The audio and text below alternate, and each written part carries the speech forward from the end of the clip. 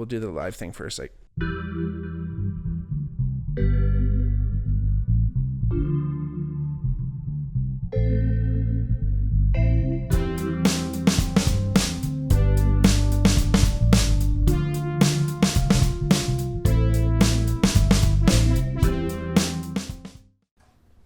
hey everyone, welcome back to the podcast. I'm your host, Bigmark. Thanks for joining us again this week.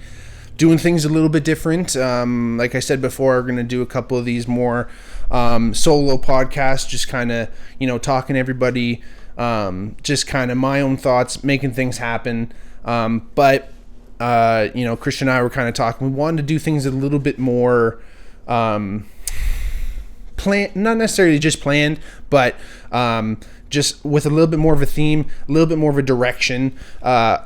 We all love having our conversations and they can go wherever they want, but I'm going to sit down with you guys for these few minutes. Just want to make sure that we're all on the same page here. So anyway, I got my notes, Western baby. I got my notes, man. That's how serious we are today. But anyway, today I want to talk about meditation. Something that we've all heard about. It's obviously a lot more popular today in kind of mainstream than it ever has been, which is awesome. It's helped a lot of people get through a lot of daily kind of things because, whether it's just part of their own routine or, something that they do a couple times a day or once a week, whatever it is, I think meditation is something that's important, and it's something that I've always wanted to do, and as of recently I've just started getting into it. So that's kind of why I wanted to come on, talk to everybody, and just kind of not only catalog my journey, because I'll probably come back and speak on how things are going, because as of right now I've only done it for a couple days in a row, and I've only done it for like 5 minutes, and I'm just like totally dipping my toes in the water. And even in the first 2 days, I found the second day 5 minutes was like way easier than the first day. Not that the first day was super hard, but I found that I think as I keep going, it's only going to get easier, and I'll be able to do it a little bit longer. I'm going to try to do it in the morning too. So my own kind of journey, I want to I've heard a lot of different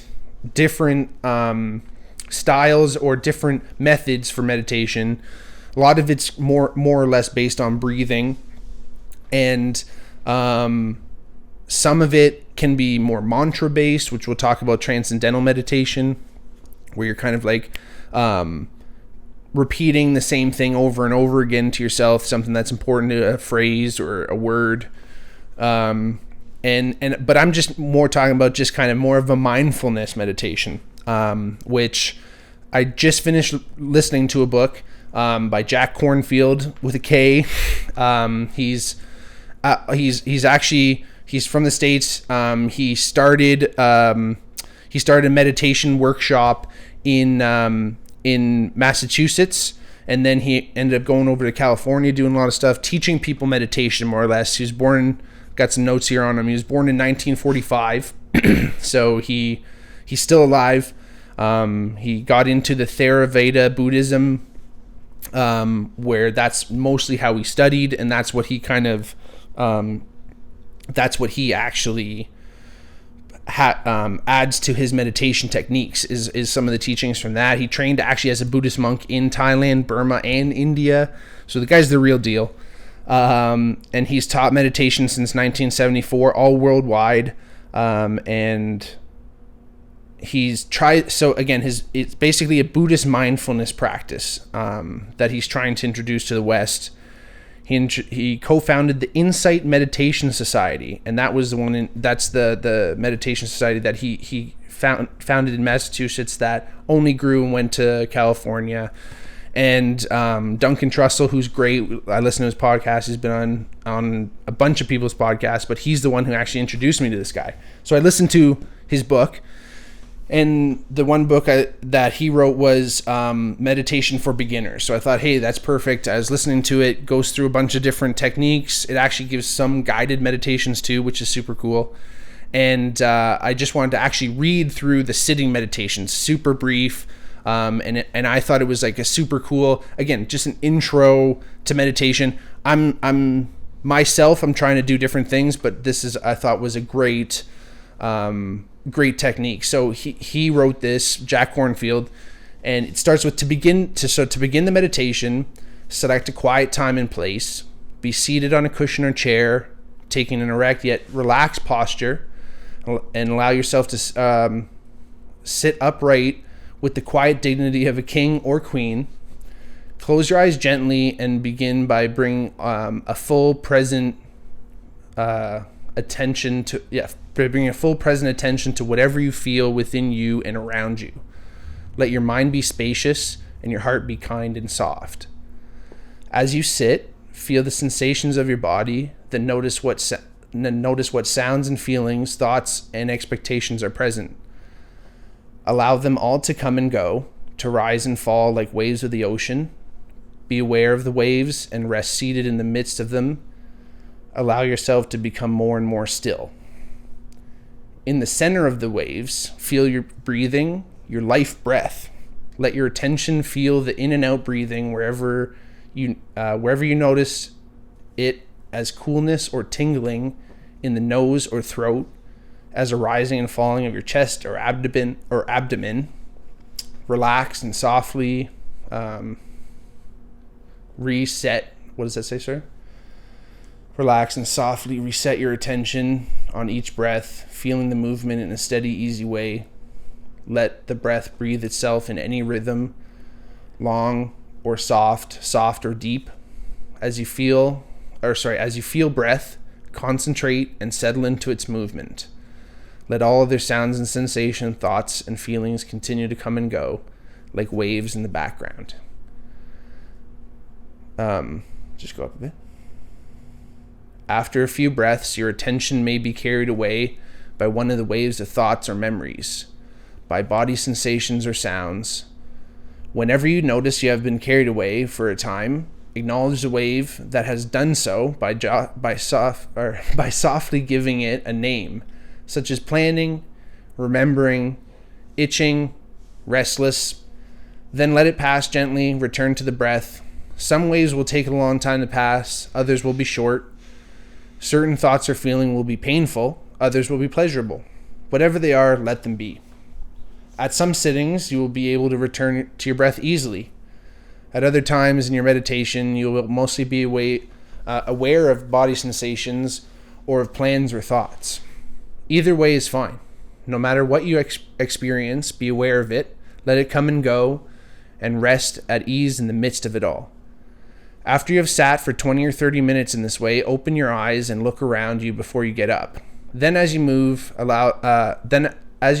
try to allow the same spirit of awareness to go with you in the activities of your day. He goes on to say the art of meditation is simple but not always easy. It thrives on practice and a kind of spacious heart.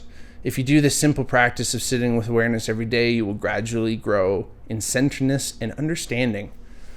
So that's actually from the book Buddha's Little Instruction Book, which again he read in Meditations for Beginners. Which again, so all that stuff I thought was great, especially the when a thought comes and naming it, and just even if you just in the book he goes on and explains this a little more. He says even if you just name it as a thought that comes in, and again you just have to allow it to pass. And I think that's a super interesting meditation that we can continue to bring into our lives too, because a lot of times when we do feel those negative emotions and they come over us, it's hard to not let them kind of control us, right? And I don't know if I think I've mentioned this on the podcast before, but I was in my sports ethics class when everyone was so nervous about writing a midterm, and I felt nervous too all of a sudden.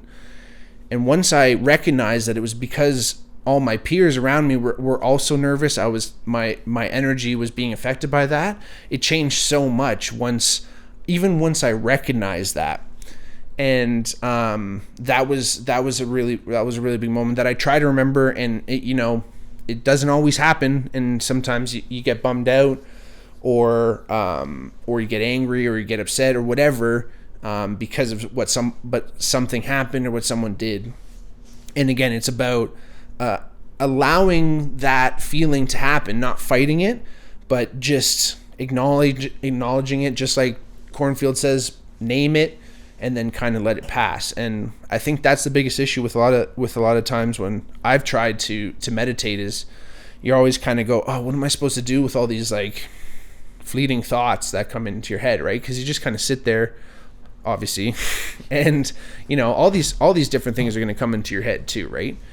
And so yeah, and again, this what I just read there, I think is a great kind of intro. If you've never even thought about it, I think he's got some really, really interesting tips. We just found this on Jack Cornfield's website. He has this all up. If you guys want to go and read that again, we'll put the link up in the bio. But that's that one technique that, again, I think is a really good intro, where what I'm trying to do is, I think it's really important to try and create your own kind of style and whatever feels right. Again, like I said, if you've only listened to one thing, even if it's the only time you've heard anything was what I just read today, it's a good jumping off point. But I think it's really important that you keep looking, and even if this is the only thing you do, that's great. But if you do have other styles, don't necessarily think that they're competing. Try and bring the two together. There was another really cool, so basically what I'm trying to do is like Jack Cornfield said too, is really just focus on the breath, right? Excuse me. And there's a really cool breathing technique that I learned called the 4-7-8 technique. Eben Britton, actually, who's the co-host of Hot Boxing with Mike Tyson, he's got a cool podcast, and he was talking about this breathing technique that you can basically do anytime. You can do when you're driving, you can do when you're actually sitting there meditating, and it's called the 4-7-8 technique because you inhale in 4 seconds, try to fill your lungs completely in those 4 seconds, and you got to hold that breath for 7, and then you let it go for 8. So the hardest part when you're letting go for 8, because it's slower, you don't just want to breathe out normally. You almost kind of want to tighten up your throat a little bit and just let that, or even hum it out a little bit. It kind of allows you to release that breath a little bit slower. And again, it just really concentrating on that 4-7-8 kind of gives you something to concentrate on, right? And that, in a way, can block out some of those fleeting thoughts, I think. And even sometimes when I'm driving around, I'll try and make sure I'm breathing properly, and that just, again, it makes you take that really big inhale and holding it for a while. And that actually led me to think about some of that Wim Hof stuff. So when Darren Brooks was on, if you guys haven't checked that podcast out, go back and check it out. Really great guy. He's trained the Wim Hof technique. If no one's ever heard about us talking about it, it's developed by this Dutch scientist who he came up with. He's actually known as the Iceman. So he has several Guinness records for doing crazy stunts in the ice. Very cold, running marathons with just shorts on, no shirt, no shoes, freezing in the Arctic, doing wild stuff. Anyway, he can kind of control his immune system with his breathing techniques. And actually, Christian, our producer here behind the mic, he does some Wim Hof technique too. So do you want to tell everyone what is the actual technique? Yeah, so Wim Hof likes to focus on breathing from the stomach a lot. So he likes to really emphasize on, not just using the upper part of your lung that you do by just breathing in through your nose and mouth. Okay. It's actually emphasized on the stomach. So you start there, and then you go to your chest, right? So to your chest, and then to your head. And he says to try to picture that breath. So it's an inhale and another inhale? And then okay. Right. So you do that about 10 times or so. And then you inhale and then hold for about a minute. Okay. And then you exhale and then you hold and do that for about 30 seconds. Mm-hmm. You do that for about 3 or 4 rounds, and you really go into another kind of state, I guess you can call it, but it's Cool. bliss. It's nice, Right. man. Yeah. And do you hold your breath? Right. So after about like the 10th time, Yeah. I push it, right? Like as you go, you learn different techniques, and then you try to, Mm-hmm. extend, I guess, the research of it, right? You try Right. to experiment. So sometimes I do like 5 to 10 rounds, Cool. depending on the day, right? I can rip out like a half hour doing so. Mm-hmm.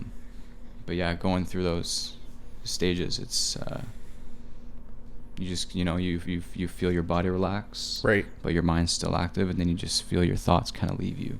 Cool. It's nice. And then So in that kind of like state where you don't really have those thoughts, like what is that? Sure. Like how would you describe that? I guess the best way to describe it is by my mentor that I look up to, Alan Watts. Cool. It says, when you don't speak,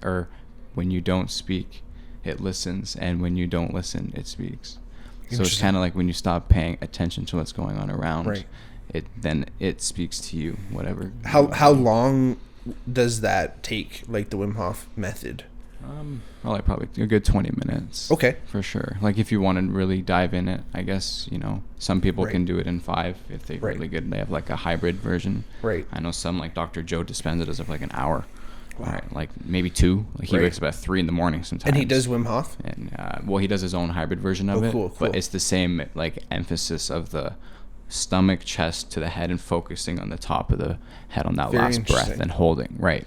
So cool. Right. Yeah, because like I said, I'm doing like 5 minutes right now just to Sure. start. So the past couple of days I only did 5 minutes, but like I said, that second day, like the time I had a little timer going, the timer goes off, and I was like, oh, like I can Right. keep going. Right.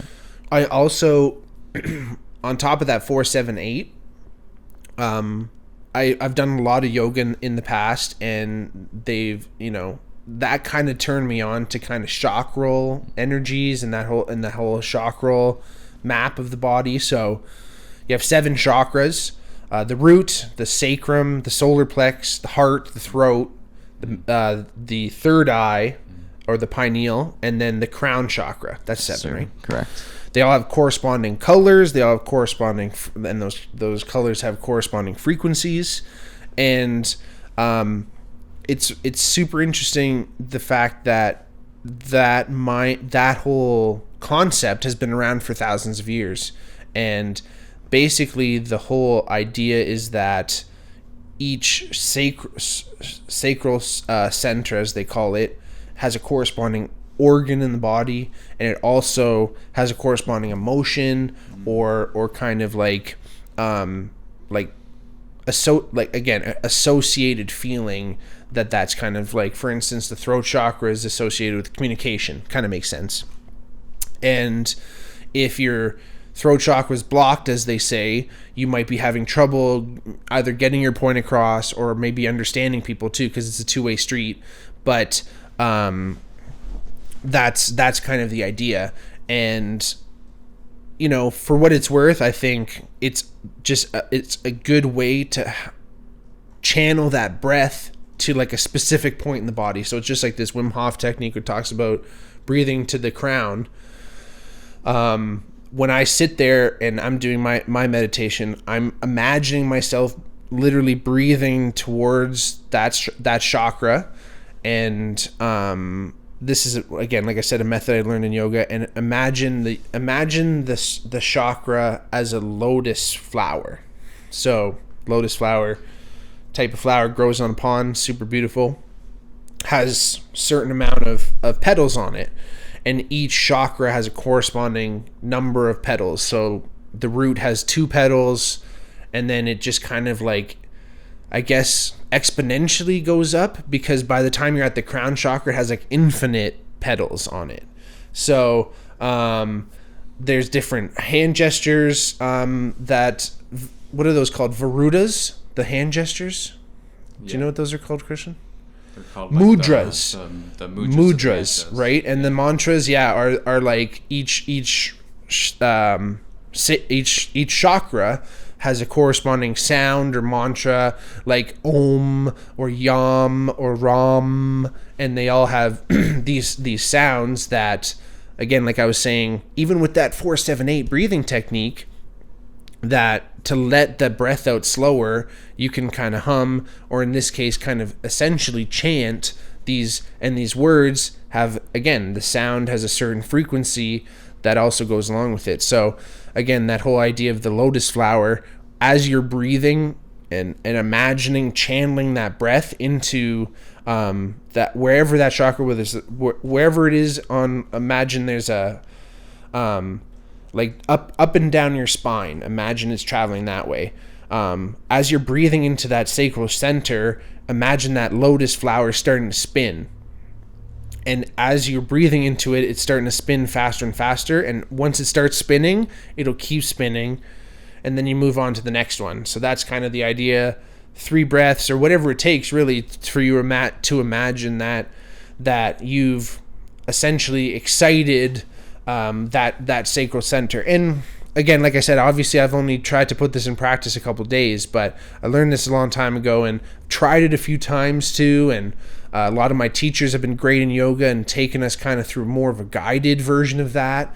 And that's definitely where I learned that. And it's super, super interesting that way too. Just again, how the practice of even that 4-7-8 technique is a little bit more kind of scientific to it, but if you kind of allow yourself to chant in a way, and it'll allow that breath to go out slower. So obviously the people who were coming up with these techniques thousands of years ago incorporated these sounds and these singing techniques, essentially, because singing is just like breathing, is so much breathing.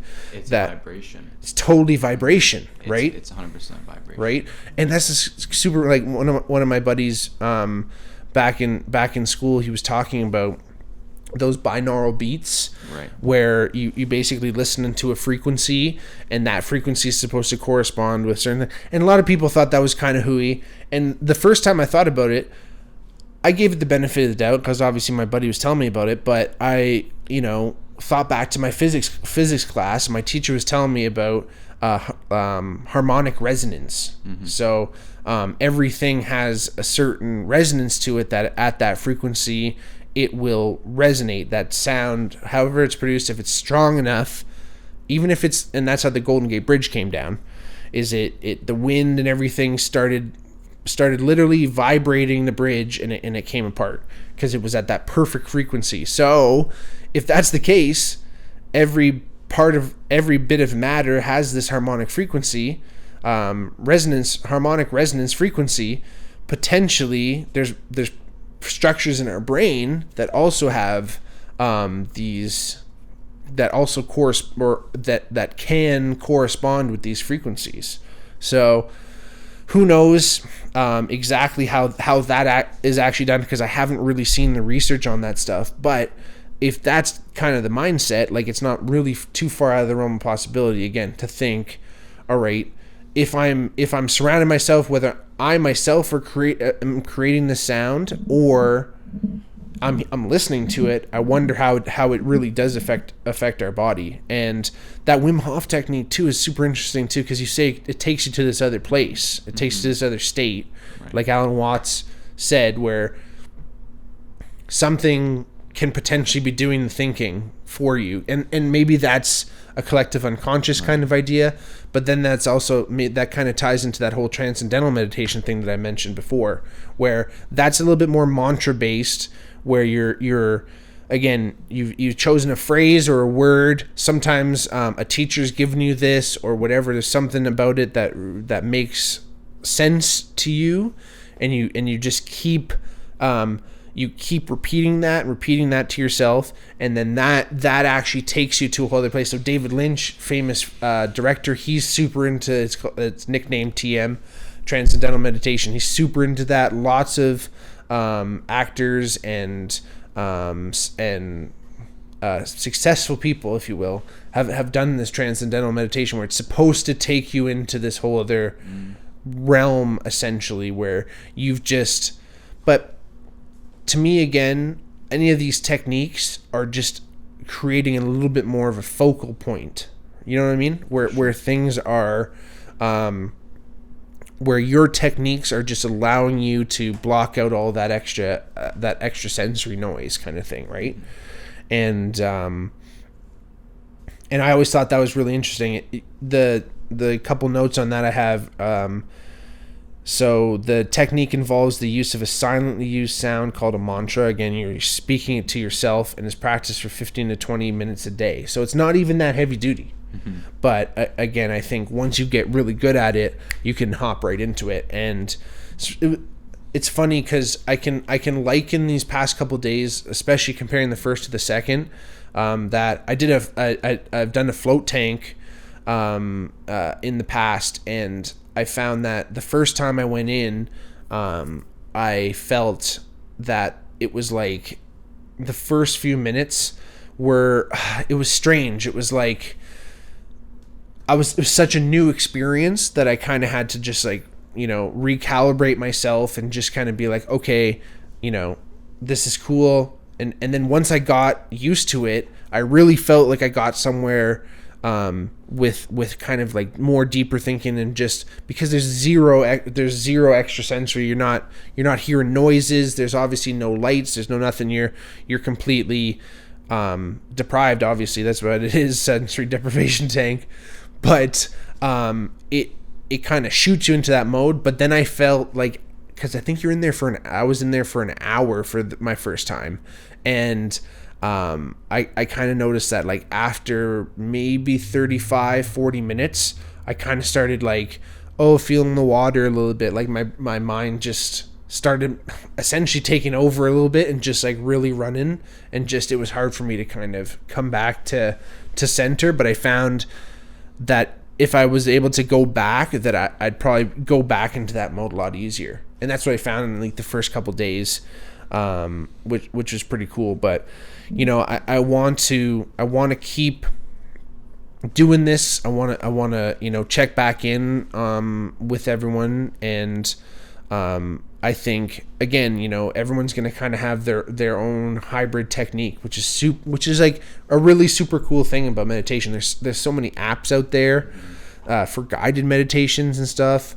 But again, I kind of want to take this on, take a lot of techniques that I've learned from before, and try and add them. Honestly, another really cool thing that I remember learning back in school was it was called progressive muscle relaxation. So it's definitely a meditation technique, but it was like taught to us by our trainers and stuff. Essentially, like when you're lying in bed, you go through like every kind of muscle group and like flex it and hold it and then relax it, and that as you go through it's progressive, as you progressively go through each muscle group, progressive muscle relaxation, and that when you tense it, your muscles will automatically want to relax afterwards. It's just kind of how your musculature works. And as you go down, like so you start, I start at like my feet. So you like flex your toes, point your toes, flex your toes, and then like you like push your legs in, like usually lying down in bed or whatever, push your legs into the bed, and then like flex your quads, flex your glutes, flex your abs, flex your chest, push your arms like back into the bed, flex your biceps, and then like push your head back into the bed, and then like tuck your chin, and then I think the last one's actually your face. So you want to make like a really like push your lips and your eyes together and everything. And if you go through that, by the end you're so relaxed, it's super nice. But again, it's funny that you might not necessarily look at that as like a meditation technique, right? And it's funny. And another thing too, when you start that whole process, start with 3 big deep breaths, and then at the end 3 big deep breaths, because what that'll do in your brain, when you take a deep breath, it'll trigger that same feeling of relaxation. So you see guys before they shoot a jump shot, or shoot a foul shot in basketball, they take that big deep breath. That's most likely because they were taught progressive muscle relaxation, and their trainers have taught them that, and then they use that on the court to relax, and that completely, studies have shown, that completely drops their heart rate and everything, brings them instantly into that relaxation mode. So it only makes sense, the more you do it, the more easy, like the easier it's going to be. It's like everything in life, you know. The more you do something, the more it's going to kind of carve that channel, and neurons that fire together wire together, and that's how it's just going to continue to build those pathways. And you know, that's what I want to that's really what I want to continue to do. Me, and honestly, again, moving forward, everyone, if we got Twitter, we got you can email us at thebigmarkpod@gmail.com. Everything's on the website, or everything's on YouTube and everything. If you ever want to get a hold of us, please, any questions, any tips, because I want to learn more. I want to try this. I'm going to check back in, see how everything's going. And I'm excited to keep trying to do this. A lot of my friends have been doing this and loving it. Maybe I'll start trying to do the more Wim Hof stuff too. But like I said, tell your friends, like the podcast, follow the podcast, rate it, and I'll talk to everyone soon. Thanks, everybody. See ya.